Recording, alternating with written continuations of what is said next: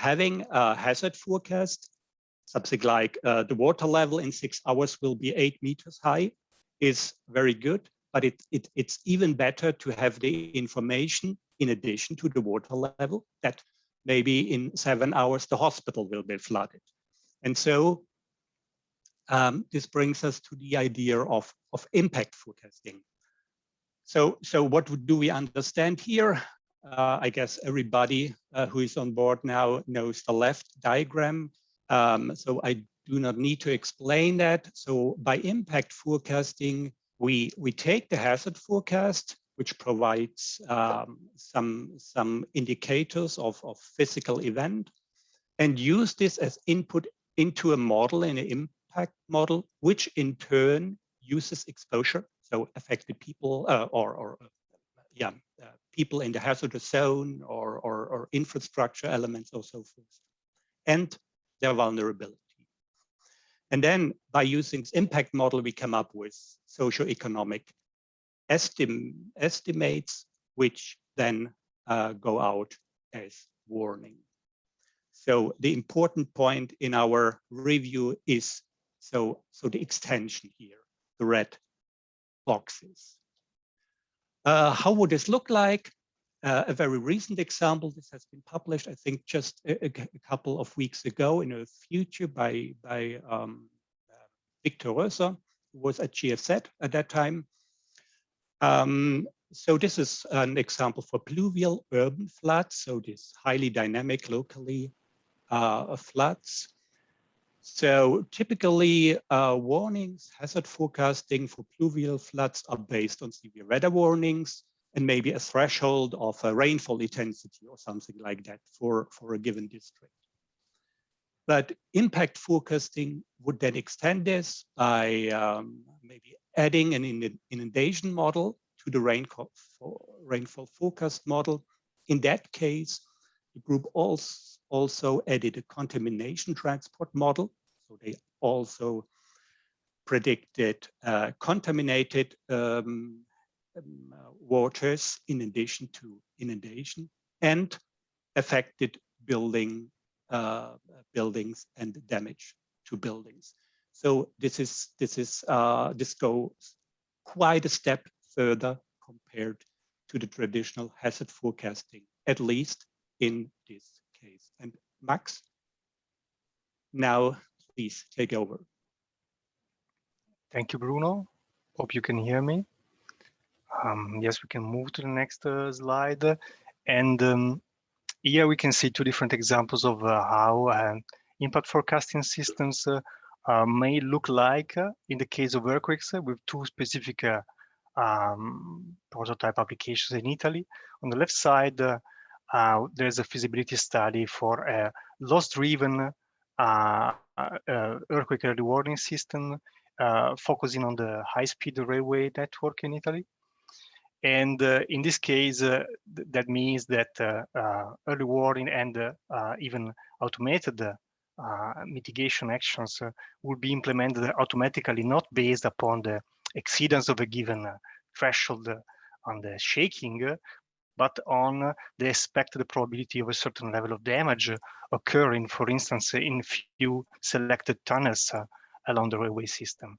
And that's interesting because the high-speed railway system in Italy is one of the few infrastructure which have enough technological, let's say, potential to implement such seconds-based engineering measures. Because as you can see, for instance, in this case, the amount of lead time for the Bologna railway passage will be between 1 and 10 seconds tops in a practical application.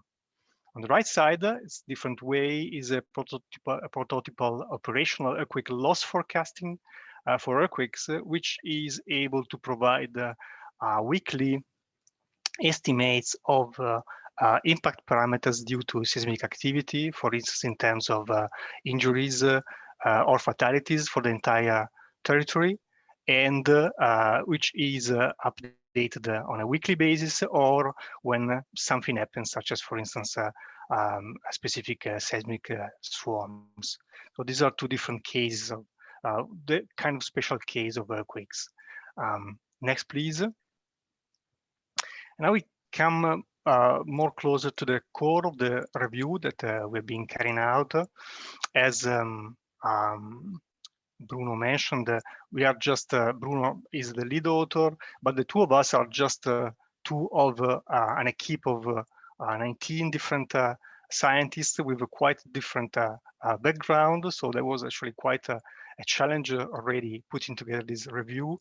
And altogether, we reviewed more than 400 papers with a number of different hazards. What came out is first, impact forecasting is definitely an emerging topic across all the hazards that we studied. And I would remember here that we are not talking about just the forecasting of the hazard, but the forecasting of impact that could follow specific intensity levels for the hazards. Anyway, we also noticed that the state of the art in impact forecasting varies quite abruptly across different hazards. So if you can move to the next slide, please. We can look at that figure from a slightly different perspective in form of a table. And we can see that, for instance, for a number of hazards, the provision of impact forecasting is really still in its infancy. For a few, there are already prototype systems in place, and some of those prototype systems have been already implemented in operational context, as for instance in the case of heat waves, and at probably lesser extent droughts and earthquakes. What is striking, the difference between, for instance, the level of benefits which are expected or perceived by the scientific community and by several end users, which is quite high in general, but still on the one side is not necessarily always substantiated by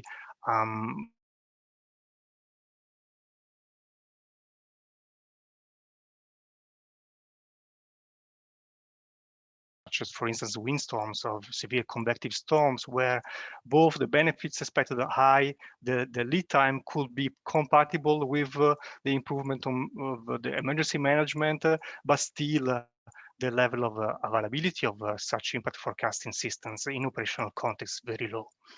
On the other side, we have to also mention that most of the scientific papers that we've been reviewing are quite let's say, in agreement on mentioning several challenges for the implementation of such impact forecasting. And often this boils down to a severe lack of the impact data, observed impact data in terms of damage, loss, which would be very important to feed, to calibrate and properly validate impact models. We also notice, by the way, that most of the hazards that we've been reviewing are at larger extent also involved in compounding or cascading, let's say, configuration, which also brings this into the picture. Next, please. Okay, I'm taking over again.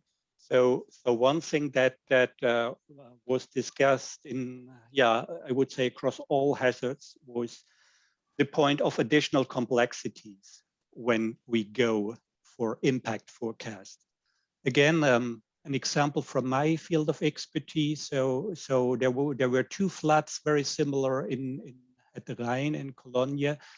The second flood was 15 months later and 6 centimeters higher at the gauge Cologne, but the damage was only half. So, and what is the explanation? Well, the system changed during this 1 year. People learned. The first event was perceived as a signal, and this is shown here. This is a timeline. A blue shows the number of households of a survey who experienced a flood on their own premise, and the greenish bars gives the number of households who implemented precautionary measures. And clearly the system changed from 93 to 95. So there is not a one-to-one transfer. So the same hazard indicator can deliver a very different impact. Another example is dike breaches. I would say we are not able to forecast dike breaches, but on the other hand, they are super important in terms of development of inundation areas on damages. And so I think this was a common theme that there are high expectations on impact forecasting, but on the other hand, we have additional efforts, complexities, uncertainties, and there is a trade-off, and we have to weigh. And this depends then on, of course, on the situation. And then another topic which came out, I would say across all hazards, is that the group had a feeling that impact modeling is lagging behind hazard modeling. So there are quite sophisticated models like numerical weather prediction model using a lot of ground-based measurements, using satellite data, near real-time assimilation and things like that. But then in those cases where impact models are used, they are mainly very simple. Like, again, this is again something from the flood community. We have a certain type of object, and we have one hazard indicator like a water level, and this then gives the damage. And this plot shows here actual households. So we see that this simple model explains only a very small part of the story. Okay, Max. Thanks, Bruno. So we can move to the next slide. Just following on this line, I think, as Bruno mentioned, on the one side, exploring impact models of different complexity might be useful to improve the emergency management in the case of multiple hazards. On the other side, we have to note that the more complex the impact models are, the higher is the amount of empirical data that they need to be calibrated and validated. And also, since we are in the context of, let's say, real-time or near real-time emergency management, there is always the right trade-off to be found between the complexity of the models and their actionability from the perspective of end users, which are, for instance, let's say, civil protection authorities. So there's a different perspective with respect to what is usually, let's say, given by the hazard forecasting applications.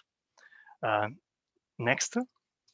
Just briefly, another point we wanted to highlight is also the need when we deal with multiple hazards, especially in potentially cascading or compounded configurations, to also deal better with exposure and vulnerability models, which have to be harmonized not only the level of exposure, but also at the level of vulnerability or fragility, the case of physical damage, taking into account, for instance, of different footprints, resolution. And this is an example of a composed multiple hazard exposure and vulnerability model for rapid impact forecasting that we started developing in the town of Lima in Peru. Next, just to mention this.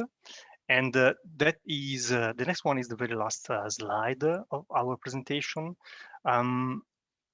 In this slide, we just list a few kind of take-home messages, a few points, which I will let you go through. I would like really briefly to comment the first two and the last one. So the first is clear that impact forecasting provides a number of possibilities, different new improved possibilities for emergency management, but most of the benefits of many of the benefits of using impact forecasting are assumed and have been hardly tested in operational context and validated. So that is still actually a gap in research. And last but not least, I would also very much highlight how this particular type of studies is a terrific way to foster interdisciplinary work, which means giving the chance to communities which are usually quite different, quite further away from each other, to bridge this communication gap, come together, move closer towards, let's say, a more common scientific line in the view of improving the emergency management and, let's say, mitigating the, let's say, adverse consequences of natural hazards in operational context. And with that, I think I would thank you very much, Bruno, and thank you very much, Colin and Kai, for inviting us over. That was really nice, and looking forward for a nice discussion later on. Absolutely, sounds good. Thanks very much for the talk. So yeah, we will have a short discussion now, or a Q&A, and then maybe a more free-form discussion after Brian's talk.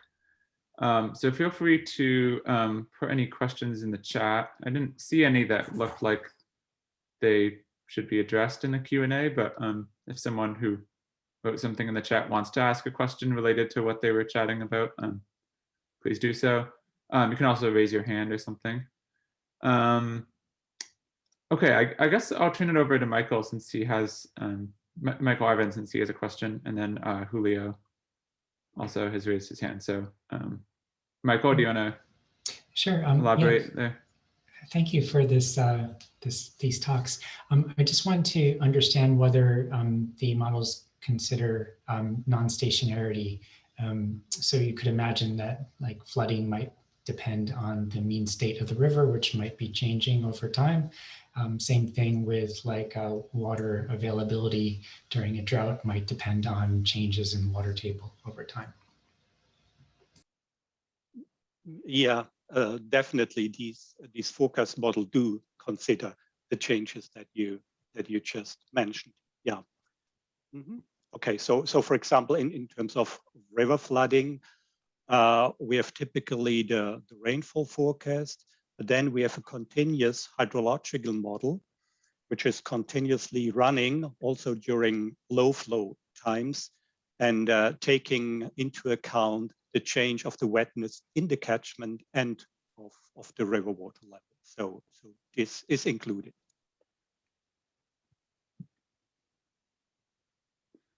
All right, then, Julio. Great. Thanks, Colin. Thanks for the speakers for a very interesting talk and paper. Two quick questions. The first one, have you identified across the study any insights regarding the spatial? I think you mentioned this towards the end of the spatial resolution, and whether, for example, a lot of the data sets that we tend to use in hazard modeling, like reanalysis, whether the resolution of those data sets is enough to really start getting the impacts. And then just real quick, the second question is, what do you see are the opportunities and barriers of developing catastrophe models like the ones in the insurance or reinsurance industry that would kind of get at the heart of the impacts for multiple hazards? Thanks. Max, do you want to start? Yeah.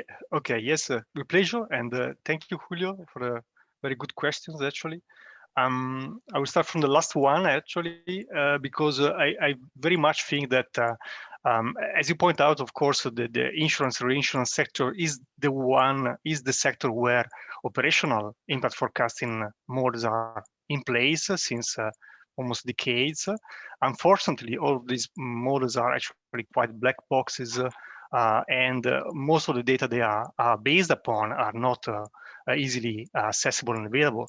And I think this is the major hurdle. So if we would have a much larger base of empirical observations or even proxies that could also give us insights on the damages and link them closely to the hazards themselves, it would be much easier, so to say, to provide, let's say, with confident forecasting for impact as well. As for the issue with the resolution, I I cannot actually very much really answer to your question in the sense that definitely resolution is or spatial resolution and even spatial temporal resolution is a big issue. Different hazards are very different needs in terms of spatial resolution, also taking into account what is, for instance, the typical spatial correlation of the phenomenon while is unfolding and evolving. Probably reanalysis data are not yet ready for, let's say, this type of quite a short time impact forecasting. But at the same time, there are a number of data sources which are becoming available, and also the models are increasing their resolution both in time and space, and this can also be complemented by a number of different data sources that together can really be providing the right type of data to at least give some hints about the expected level of impact. So maybe I can add a sentence on the resolution question. So in this example I showed with the urban pluvial flooding, so in that case, there is a very high resolution needed for the hydrodynamic modeling, so something like 5 to 10 meters. So, and ideally you would need also the rainfall forecast at that resolution, and also at high time resolution, which is a huge challenge, of course. So it depends very much on the.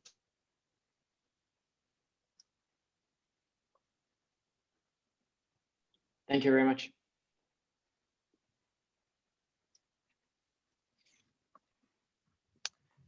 Flood risk analysis. We looked at reanalysis data, and we could partly find a good correlation between observed extreme rainfall events and the flood events. So I think there is quite some improvement needed, and will surely come.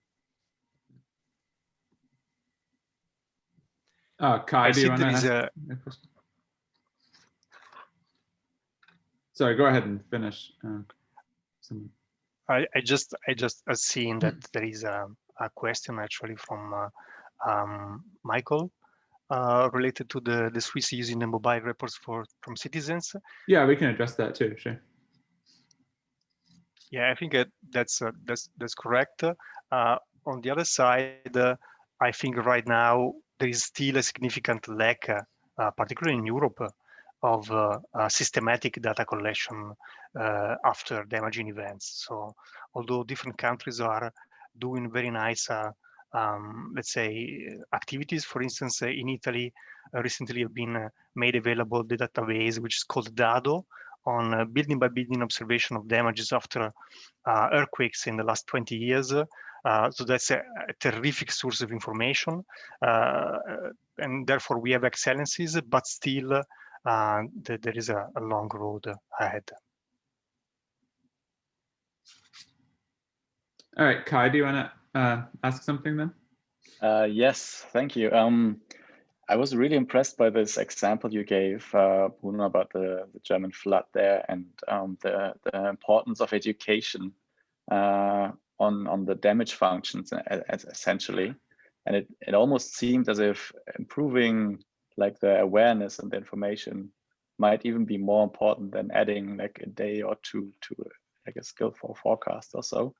I was wondering what if you could provide us with some info about what type of hazard is like most like, you know, susceptible for such awareness improvement or improvement of education. Like I could imagine like heat wave risks could also very well be mitigated by just telling people what to do. And I guess there's kind of a ranking throughout the hazards. So I was wondering if you could reflect on that. Oh, well, good question, but maybe difficult. Well, I would say all the hazards where vulnerability and changes in vulnerability play a big role, and so my expertise is kind of limited to the flooding types, and there it's definitely the case that changes in vulnerability. So to the positive end, but also maybe longer term degradation of preparedness. So more vulnerable societies occur. Yeah, so, well, I do not have the answer. I know that for my type of hazards, I think that's super important. We did a couple of years ago a study where we compared 8 success stories.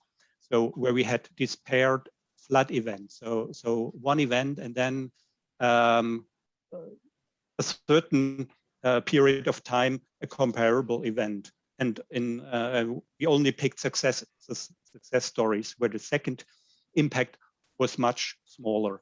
And in all cases, vulnerability, improvements in vulnerability, so learning, but also improving forecasting systems and so forth, were made the story. That's great. Could you post the link to that study? It's always nice to hear good news as well. Yeah.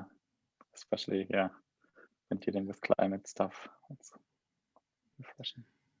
Okay, thanks everyone who contributed to the nice Q&A there. And yeah, if you have more thoughts, we can obviously continue after Brian's talk in about 25 minutes.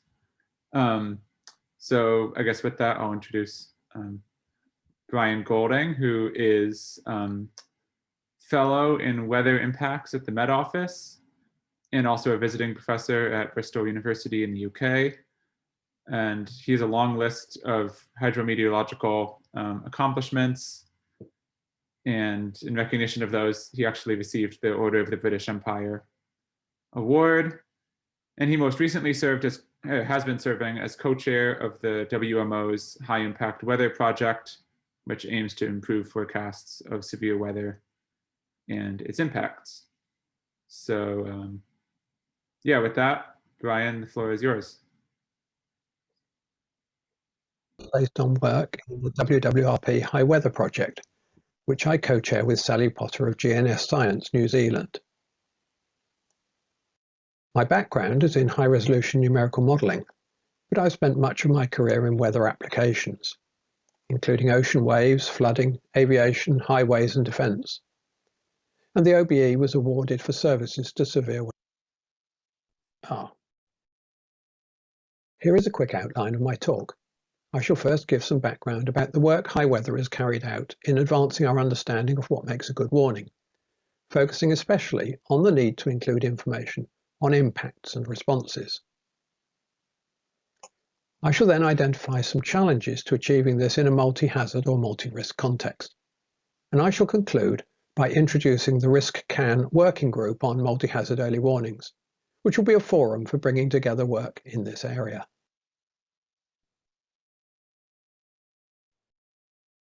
"2019 was a good year for deaths in disasters. There were only 11,000 people died. But it followed the recent trend of a huge increase in damage cost.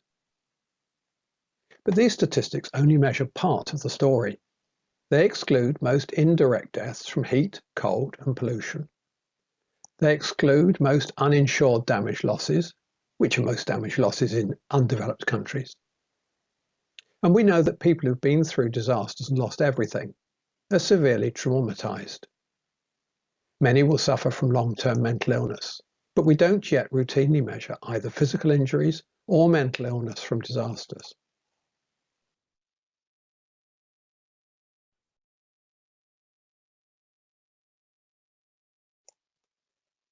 The current international governance of disaster risk reduction builds on the Sendai framework agreed in 2015.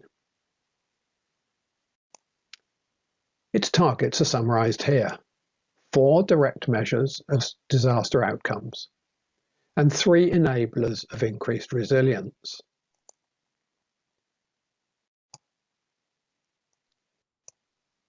The World Weather Research Programme High Weather Project also started in 2015, and its aim is closely aligned to the Sendai frameworks. especially target G, to increase the availability and access to multi-hazard early warning systems. So the high weather aim is to promote cooperative international research to achieve a dramatic increase in resilience to high impact weather worldwide through improving forecasts for timescales of minutes to 2 weeks and enhancing their communication and utility in social, economic and environmental.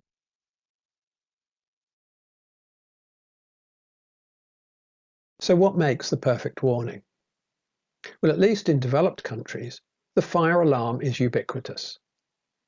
We rarely hear a real one, but we accept all the practices and false alarms because we know that when it's real, our lives depend on making the right response. Basic fire alarms are entirely automatic. More sophisticated systems have multiple receivers, local management, staff, fire and rescue service, and can warn multiple zones so that not everyone needs to evacuate. And they have manual overrides to minimize the impact of false alarms. For some natural hazards, we can use similar direct warning systems. For instance, connecting the water level in an upstream culvert, or strain gauges on an unstable hill slope, or a movement indicator for earthquakes, as is used to stop the bullet train in Japan. With a more typical warning, we aim for the same response.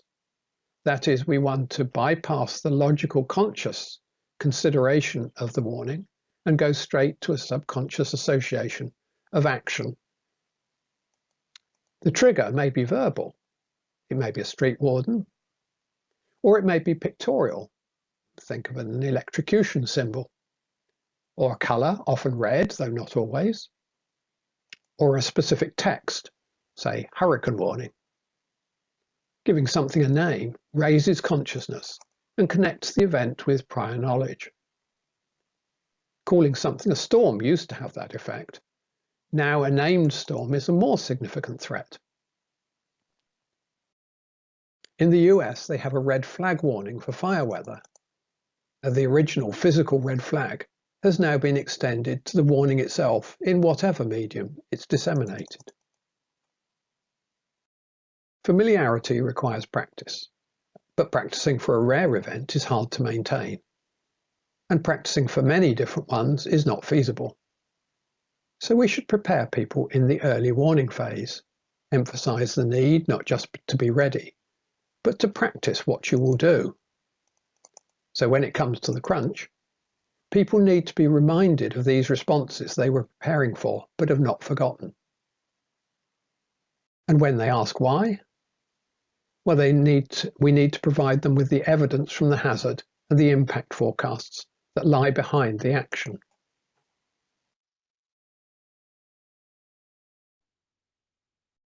So, an effective warning starts from the person being warned. Here we have 3 people. Our farmer is exposed to heat, cold, floods, tornadoes, lightning. He or she has their own water and power supplies, but needs to get to the market town each week for supplies. Our suburban dweller has a strong house on elevated ground with heating and air conditioning.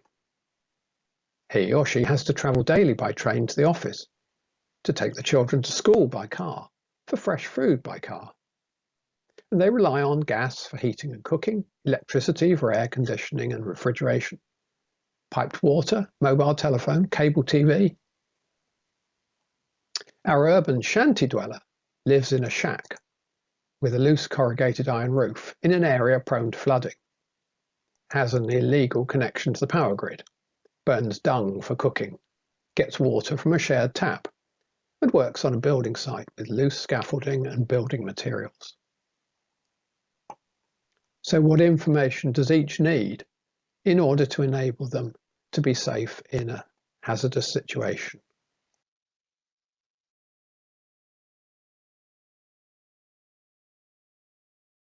The warning is issued by emergency management. For some warnings, this may be through the media or direct from the weather service, but the principles are the same. The purpose is communication to facilitate action. Here we have a set of communications. In reality, they would be associated with pictures, colours, etc. So how are they received by our 3 mystery recipients?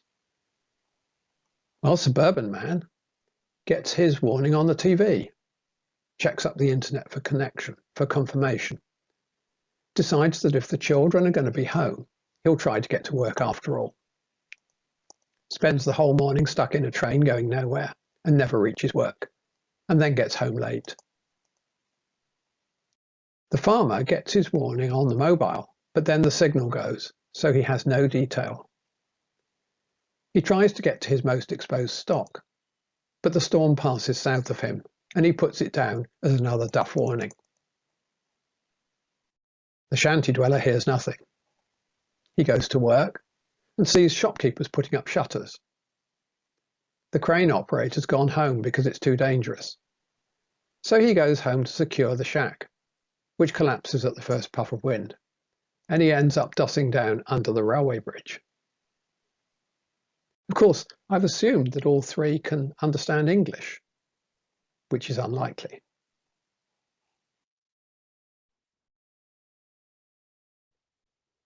Now we move on to the communicator and how they get their information. This could come from several sources, depending on the hazard.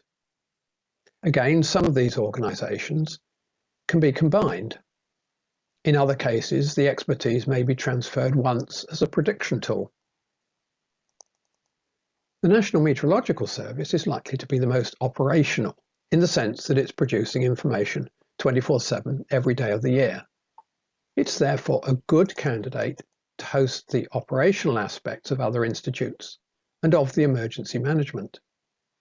It's not, however, an appropriate source for all of the expertise. In the current example, information may include the wind speed,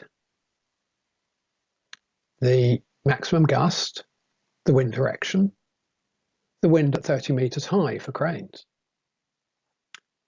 It might include the wind impact, the number of trees that we felled, types of towers and structures and walls that will likely fail, the effect on vehicles, on overhead electric lines, numbers likely to lose power or telecommunications, reductions in the rail timetable. What about lead time? Well, a stormy period might be forecast 2 weeks ahead, an individual storm at 3 to 5 days, an at-risk area within a storm at 24 hours. The time of onset and duration in a specific city quarter, perhaps a few hours if you're lucky.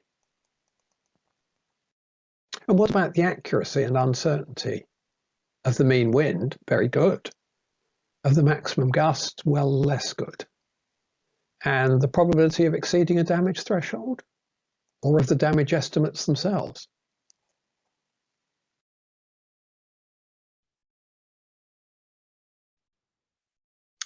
So in the High Weather Project, we've grossly simplified this chain of information in the peaks of expertise we have here, separated by 5 valleys of death, without bridges connecting the disciplines. The information provided by each expert is lost. So the bridges represent communication, but they're hard to build. Language, culture, and approach, everything can be different between the different disciplines. Some areas of expertise are more effectively used in current warning systems than others, and some connections are more mature than others. But at the end of the day, if the decision maker at the end takes the wrong decision, it's an unsuccessful outcome, regardless of how good the information was along the way. The chain works in both directions. Generally, co-design is a slow process, identifying the decision, the information needs, and how they can be provided. And it's iterative as well, because the initial thought as to what information was needed might not be achievable. When a disaster is imminent, the process works primarily in reverse and must be fast. Nevertheless, feedback remains critical to maintaining situational awareness up the chain.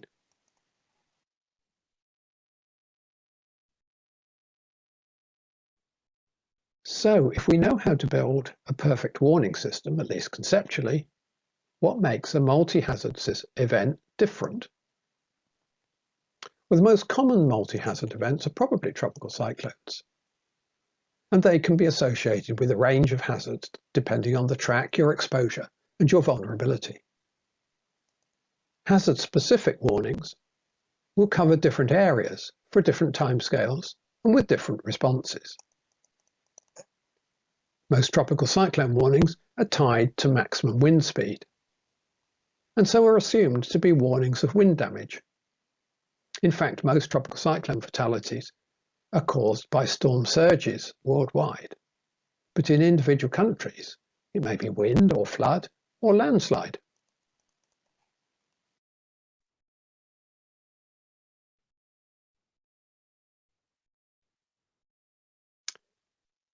In the recent US cold outbreak, what was the deadly hazard? The cold or the power cut? The cold had a small effect on power generation, but a much bigger effect on power consumption. And for urban populations in developed countries, hazards are mostly indirect, cascading hazards like this one. So, how should people have been warned? If the power companies knew they could not meet demand, should they have warned the public of the power cuts? Or should the media have picked it up and warned the public of power cuts? Or indeed, should the Weather Service have warned the public of power cuts? How would they do that? Who would do the impact calculations and provide the prediction tool? And in any case, how would they gain credibility? The only feasible answer is to do it in partnership with all of the power providers together, so that there's no competitive element. But no one's going to participate voluntarily, and especially not to hand over their data. So a strong incentive is required. And ultimately, that's a governance issue.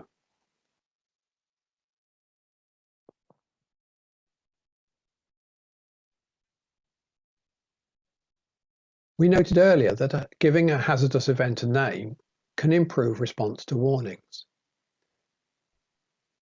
Naming hurricanes has been around for a long time, but is not associated with non-wind hazards.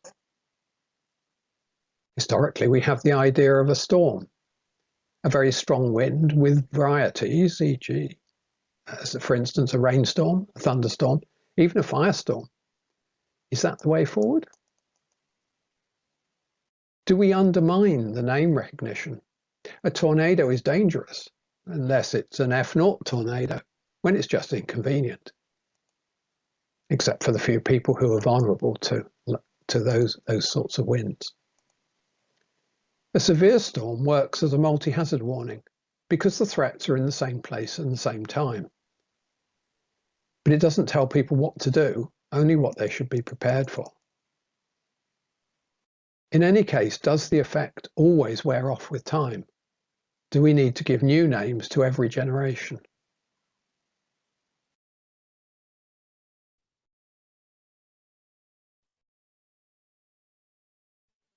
So to wrap up, I'd like to introduce the RiskCan Working Group on Early Warnings.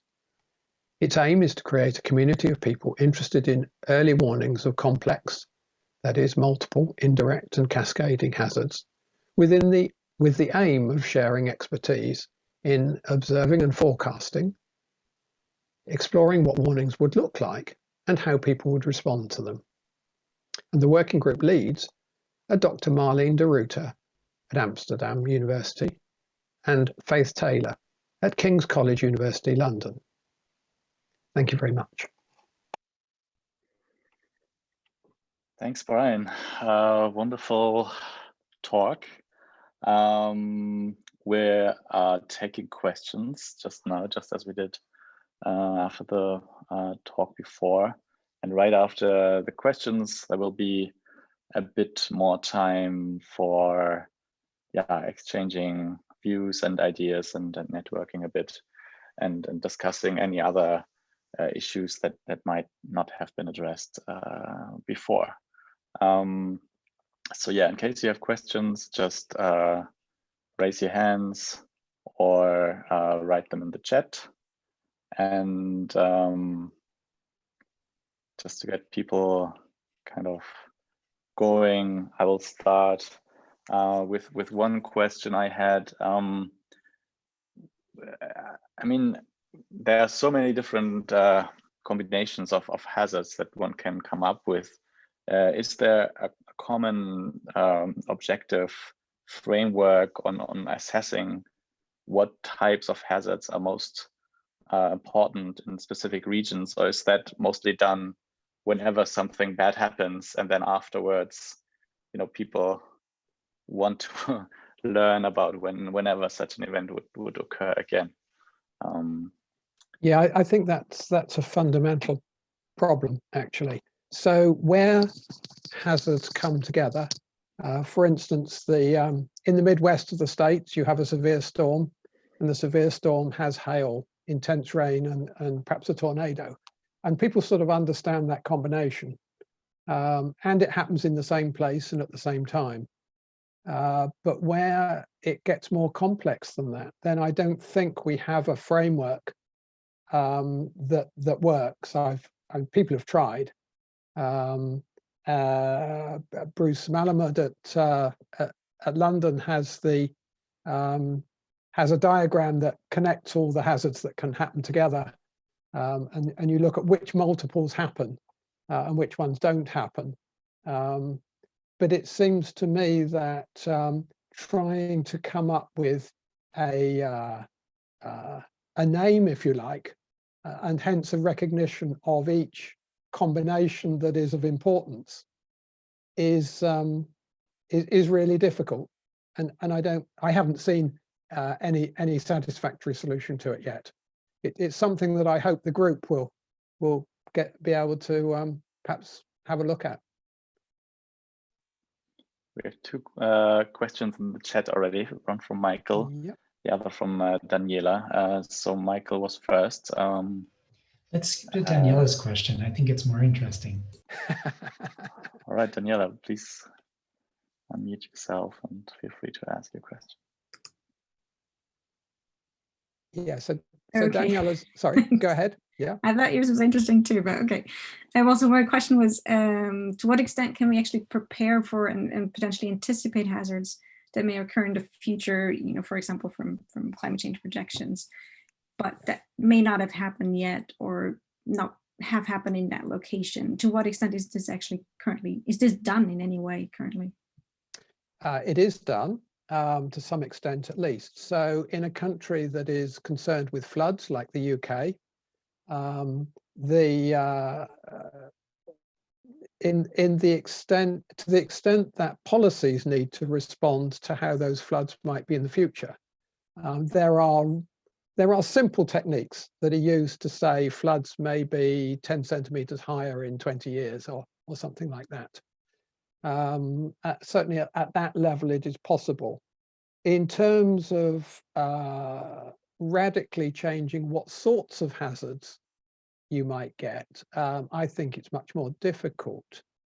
I suppose I don't know if, for instance, countries that might expect to be affected by tropical cyclones that aren't at the moment may be taking that into account. Maybe a bit further north up the eastern seaboard of the US, I don't know.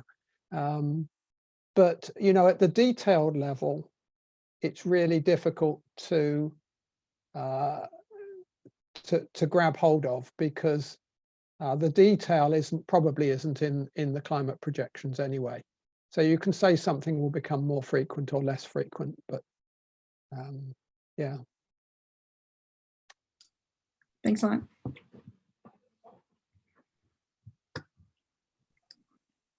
Michael, if I go back to Michael's one, what is the yeah. benefit of cost-benefit analysis in reducing inertia towards risk reduction? It kind of follows from Daniela's question, if you'll excuse me. Yeah, thank you.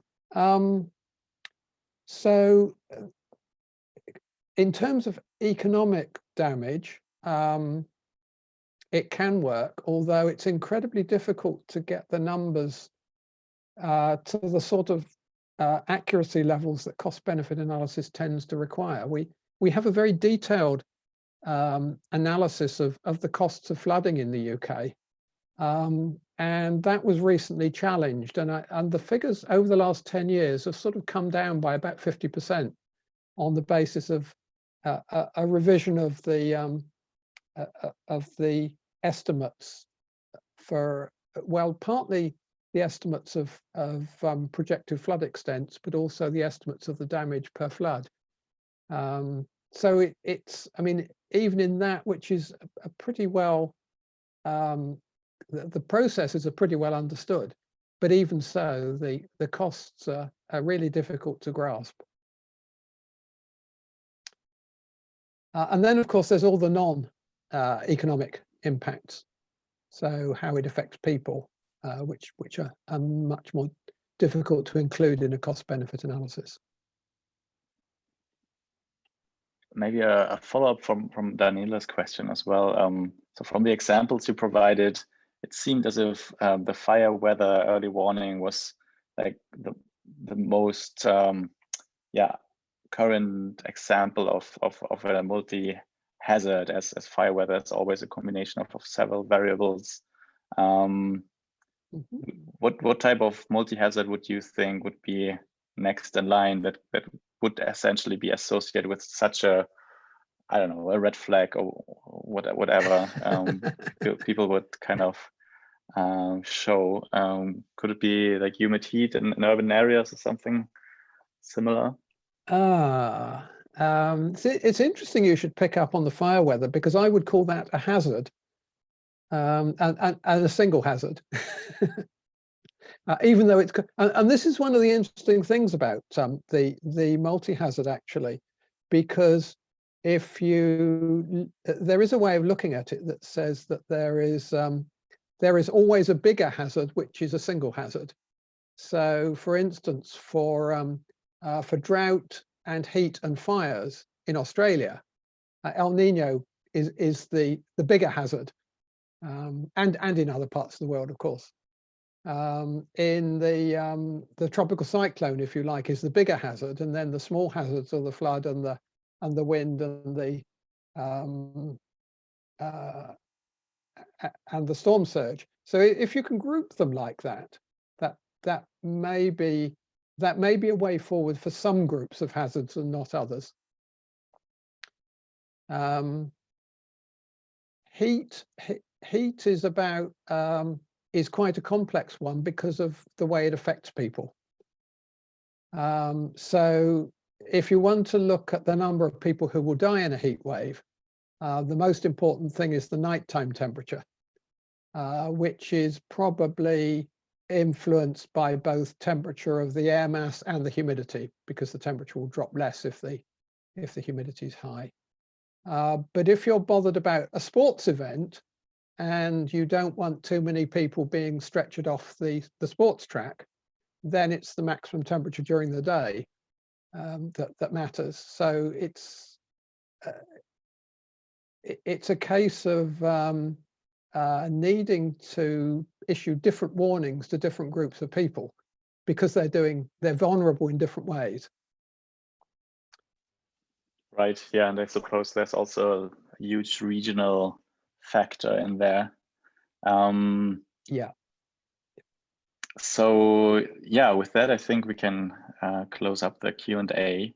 Thanks again, Brian, for this nice talk, and feel free to reach out to him, Marlene or Faith, in case you're interested in the early warning risk-CAN working group. And we're very much looking forward to their future activities. We'll, of course, keep you updated on them as well.